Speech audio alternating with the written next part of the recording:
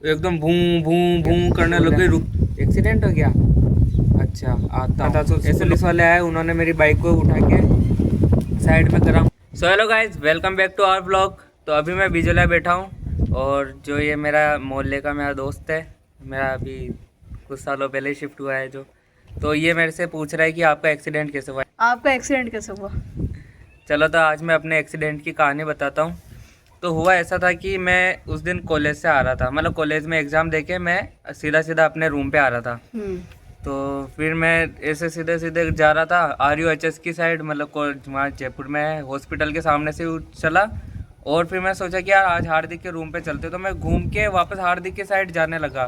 तो आगे की साइड, तो देखो जैसे ये एक गाड़ी जा रही है आगे की साइड और उसके पीछे पीछे मैं जा रहा हूँ। तो गाड़ी वाला, मतलब हम दोनों है ना 30-40 की स्पीड में थे और मेरे पास बुलेट थी, एकदम रुकती नहीं। तो वो सीधे सीधे जाते जाते, और वो पेड़ डिवाइडर लगते हैं ना अपने, जहाँ पे पेड़ वेट थे, वो इधर की साइड घूम गया सीधा। मतलब अचानक ना उसने इंडिकेटर दिया, ना उसने हेलमेट पहन रखा था, मतलब पूरा उसने सिस्टम का उल्लंघन कर रखा था। अरे ठीक है, मैंने हेलमेट भी लगा रखा था, मैं एकदम सही से चलता हूँ और ये बचा बुझू के।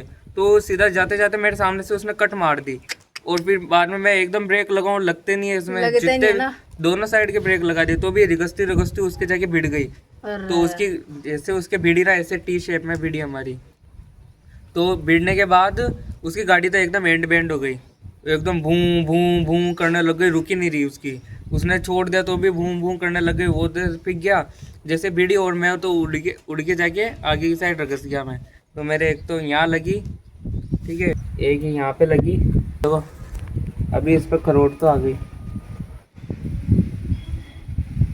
अब नहीं होता दर्द। एक यहाँ पे लगी, एक यहाँ पे लगी। तो सुनो उसके बाद क्या हुआ कि मैं वो आगे जाके पिक गया, हेलमेट लगा रखा था, हेलमेट में भी स्क्रैच आया। अगर मैं हेलमेट नहीं लगाता तो मेरा चेहरा ख़राब हो जाता। तो मैं आगे जाके पिका, फिर बाद में पुलिस वाले वहाँ पे थे, क्योंकि उस टाइम CM भी निकल रहा था उसी रास्ते से, जो रास्ता खाली करना था। तो पुलिस वाले आए, उन्होंने मेरी बाइक को उठा के साइड में करा, मुझे उठाया, उधर उसको भी उठाया। वो तो सिर पकड़ के बैठ गया कि उसके ज़्यादा लगी होगी ऑब्वियसली, यार बुलेट से टकराया, स्प्लेंडर थी उसके पास में, होंडा। तो वो सिर पकड़ के बैठ गया, उसकी गाड़ी एकदम पिक गई थी, मतलब अलग ही हो गई थी उसकी गाड़ी। और मेरे भी गाड़ी के मोचे वोचे आए, आपने देखा होगा ब्लॉग देखा में। था ना ब्लॉग। पुलिस वाले, और वहाँ पे पुलिस वाले मेरे को क्या बोले, तुम उल्टी साइड क्यों जा रहे थे? अरे पागल, हम सीधी साइड में ही थे, वो उसने एकदम कट मारी तो अब किधर जाते हैं। हाँ तो सही फिर बात है ना। तो फिर बाद में मैं आगे उसको कैसे तैसे करके बैठ के थोड़ा सा आगे गया। चक्कर बहुत खतरनाक आ रहे थे, कुछ दिख ही नहीं रहा था, एकदम ब्लर ब्लर सा हो गया था आंखों के सामने, काला काला सा। तो मैं फिर सोचा कि आगे साइड में खड़ी कर देता, नहीं तो और कहीं ना कहीं जाके बैठ जाऊंगा।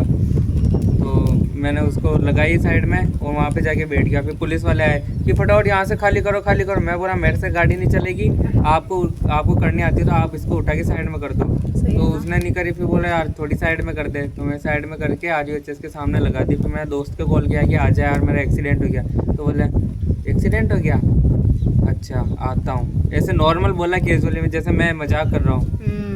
तो आया फटाफट, अरे तेरा एक्सीडेंट हो गया, सच में हो गया तेरा एक्सीडेंट। फिर मेरे को RUHS के अंदर ले गया, इंजेक्शन लगाया उसने, और पट्टी वट्टी करवाई। पट्टी तो नहीं करवाई, पट्टी नहीं करवाई उसने, बस इंजेक्शन लगा के और मेरे को रूम पे छोड़ दिया। मैंने बोल दिया कि मेरी गाड़ी को शाम को शोरूम पे ले जाना। तो शोरूम पे ले गया फिर शाम को, और वहाँ पे बात करी तो उन्होंने बोला कि आप, शोरूम वाले ने, कि आप इंश्योरेंस करवाओगे या केस दोगे। तो मैंने बोला कि यार देखो, मैं घर वालों को बताया नहीं, क्यों डर लगता है कि यार एक्सीडेंट की बोलूँगा तो टेंशन ले लेंगे, कर लेंगे, डांट गालियाँ वालियाँ देंगे। तो मैंने बोला कि आप केस कर लो, मैं केस का जुगाड़ कर लूँगा। तो फिर उन्होंने बताया कि कितना होगा, 14,500 बताया। तो एक बार तो मैं भी सोच में पड़ गया, 14,500 मैं कहाँ से लाऊंगा इतने। फिर मैं बोला वाह ठीक है कर लेंगे, अभी केस करते, केस करवा ले। तो पर है ना, किस्मत कितनी बढ़िया थी, थोड़ा पास में आवाज़ नहीं आ रही, हवा चल रही है। और किस्मत इतनी बढ़िया थी ना कि उनके पास में सामान ही नहीं थे। वो बोल रहे कि 5-6 दिन लगेंगे सामान आने में, तो अभी काम चालू नहीं होगा। तो फिर बाद मेरे को सोचने का भी टाइम मिल गया, तब तक वो शोरूम पे खड़ी थी। फिर 3 दिन बाद मैंने पापा को बताया कि पापा मेरे साथ ऐसे ऐसे हो गया, एक्सीडेंट हो गया, तो क्या करूँ अब। कि मतलब इसके अंदर वैसे भी इंश्योरेंस का है, 1 साल की वारंटी है और 2 महीने बच रहे हैं इसको ख़त्म होने में, तो अपन इंश्योरेंस करवा लेते हैं। पापा ने पहले तो पूछा कि तेरे तो कहीं लगी नहीं, एकदम प्यार से पूछा कि बेटा तेरे तो लगी नहीं ना कहीं पे, ध्यान से चलाया कर। फिर मैं पापा मैं तो आराम से खेल कूद रहा हूँ, आराम से चल रहा हूँ, मैं तो इतनी ज़्यादा नहीं लगी, आराम से चलना फिरना आ रहा है। फिर पापा को आया गुस्सा, फिर बाद में उन्होंने दी 3-4 गालियाँ, फिर डांटा मेरे को, बहुत गंदा वाला डांटा।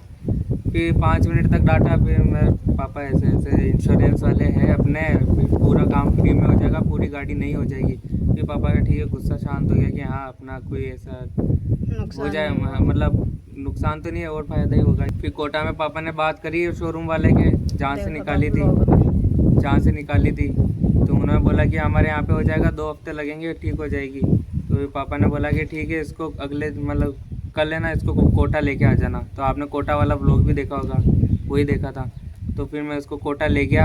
हैंडल ऐसा था जैसे ये चल रही गाड़ी, हैंडल ऐसा और सीधी गाड़ी चल रही है, ऐसी थी वो गाड़ी। तो ऐसी थी हमारी बुलेट की हालत और हमारा एक्सीडेंट ऐसा हुआ था। फिर वहाँ पे गए, पापा ने सारे कागज़ वागज करे, कंप्लीट हो गए, क्लेम हो गया पूरा इंश्योरेंस, पूरी गाड़ी नहीं हो जाएगी। अब अगले मंडे आएगा हमारी बुलेट, और वो बुलेट यहाँ बिजोलिया रहेगी, मेरे पास नहीं आएगी अब, ये तो कंफर्म है। क्योंकि पापा ने आज ही बोल दिया कि तू बाइक ले जा या फिर स्कूटी ले जा,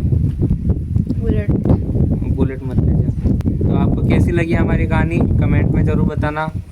और आपको भी लगता होगा ऐसा कभी आपके साथ एक्सीडेंट हो जाता है तो आपको भी डर लगता है कि यार घर पे बताया नहीं, बताया तो फिर घर से गालियाँ सुनने को मिलेगी, इस डर से नहीं बताते आप।